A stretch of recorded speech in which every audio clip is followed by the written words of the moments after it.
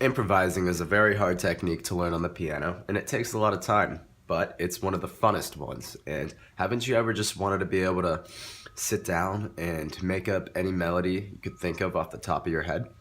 Well, I'm going to teach you a system that'll show you how to do that.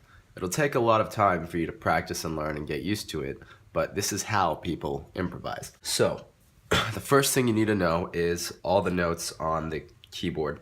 Know the names. If you're not familiar with them, then this video probably won't make any sense to you. C, D, E, F, G, A, B, C. Know those, and also you need to be able to count steps. So understand that going from any white note to an adjacent white note is a whole step, and going from a white note to an adjacent black note is a half step.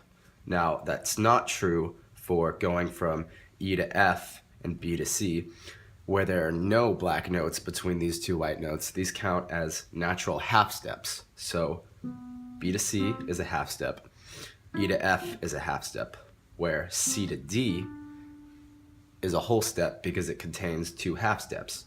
And going from C sharp to D sharp will be a whole step, and going from D sharp to F is also a whole step. So just to review, this is a whole step, this is a half step, this is a half step, this is a whole step, this is a whole step, this is a whole step, this is a whole step, this is a half step, whole step, whole step, half step, half step. You get the idea. Get familiar with that, because if you're not, this will also be very hard for you. Once you understand steps, then we can begin with this. This is called a major scale pattern. These are the steps. So you go whole step, half step, whole step, whole step, whole step, half step. Say that 100 times and you won't forget it. So you can take any key. You can start on any key, any note on the keyboard.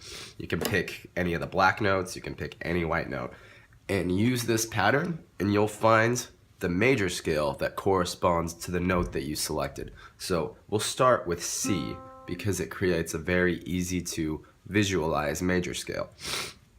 If I start on C and I play whole step, I count up a whole step, and then I count up another whole step, and then I count a half step, whole step, whole step, whole step, half step.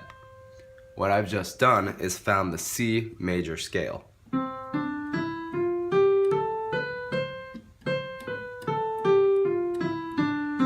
Of course, I could have started on any other note, and I would have found the major scale for that note.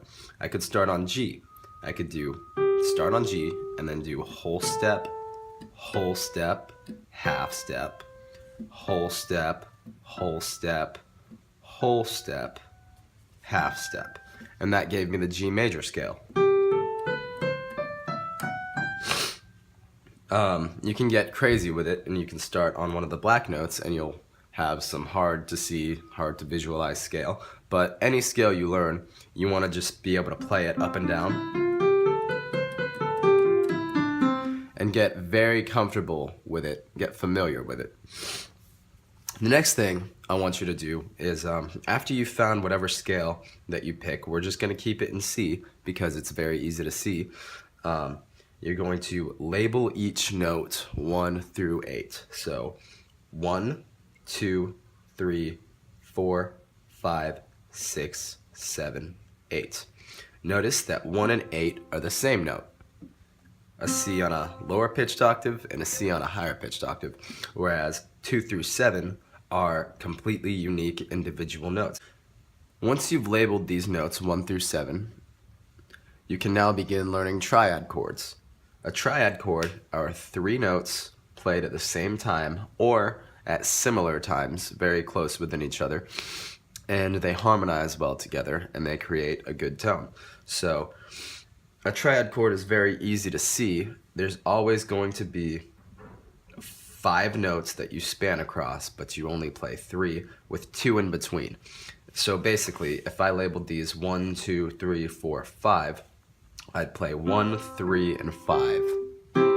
That's your first triad chord. Then you could go up to 2, 4, and 6. Another triad chord. 3, 5, 7. 4, 6, 8. And then it keeps going down until you're back to the very first triad chord that you found. Another thing you'll need to notice about the triad chords is they can either be major or minor. So they follow this pattern.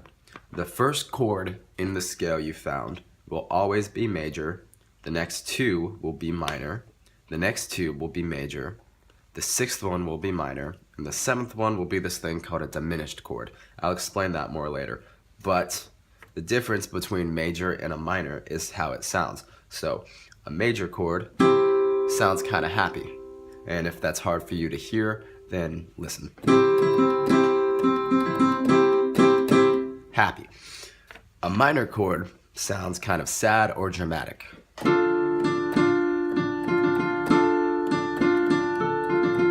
When it comes to diminished chords, the seventh chord in any scale you pick from the scale pattern will always be diminished. If you can't really hear a diminished chord, try to play. It kind of sounds like jazz or a very heavy metal, like death metal breakdown.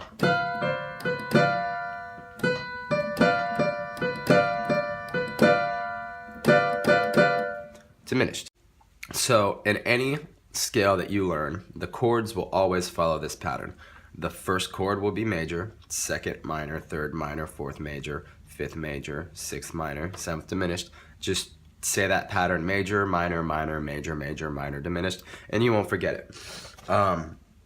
So this means that if I just look at the fifth note in the scale, which will be G, and I play the triad chord that stems off of G, I'm already going to know it will be major.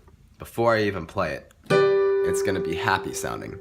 To name the chords you've just learned, it's as simple as looking at the first note in that chord. So let's say I play the third chord in a scale. I start on 3, 1, 2, 3. I play the triad chord that goes along with it. It sounds like it's minor, and the root note is E, so this is an E minor chord.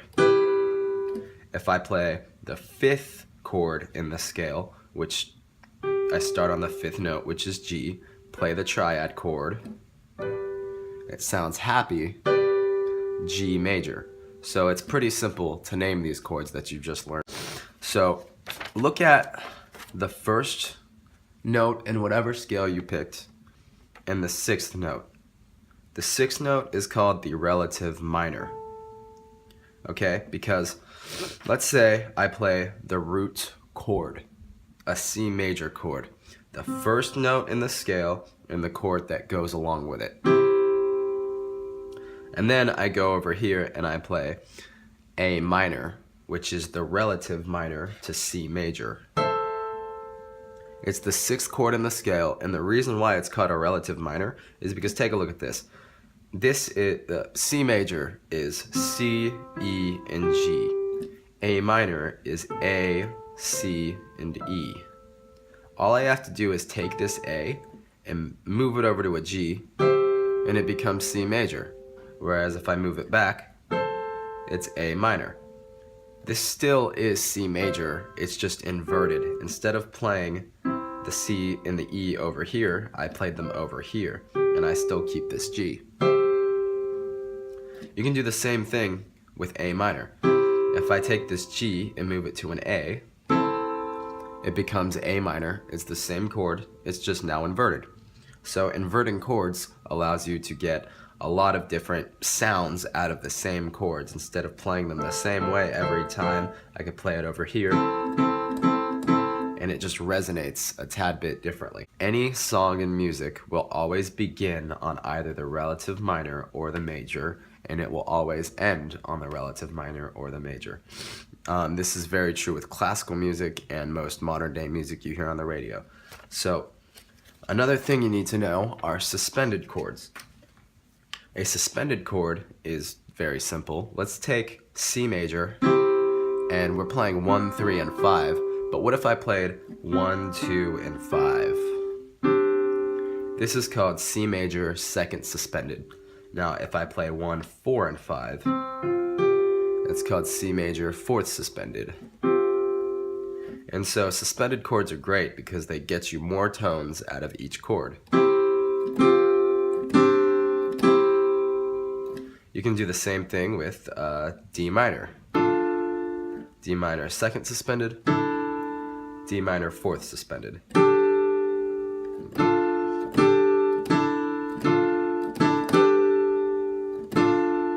Now that you know triad chords, suspended chords, you understand that funky diminished chord, and you can basically use the scale pattern to find whatever scale you want to learn. Well, pick that scale, get familiar with it, get familiar with all the chords in that scale, and then you can begin tying all of this together to start improvising.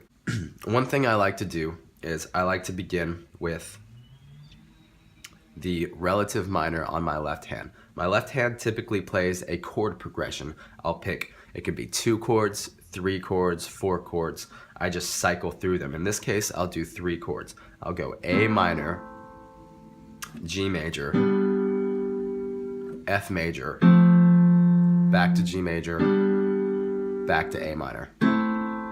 And then I'll typically use my right hand as a lead. I'll start my right hand. I can either start it on C major or A minor. I'll pick C major.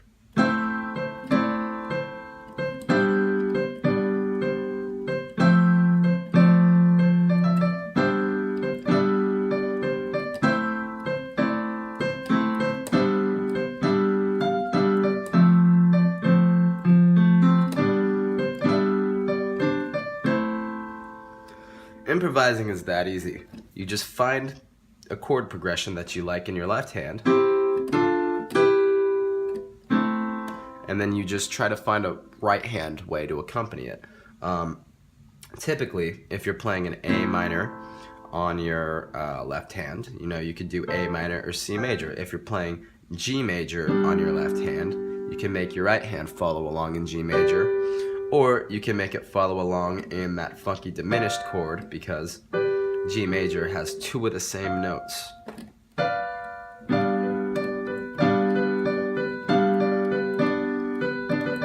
Let's say you do F major in your left hand, and you could play F major on your right hand, or I could also play A minor,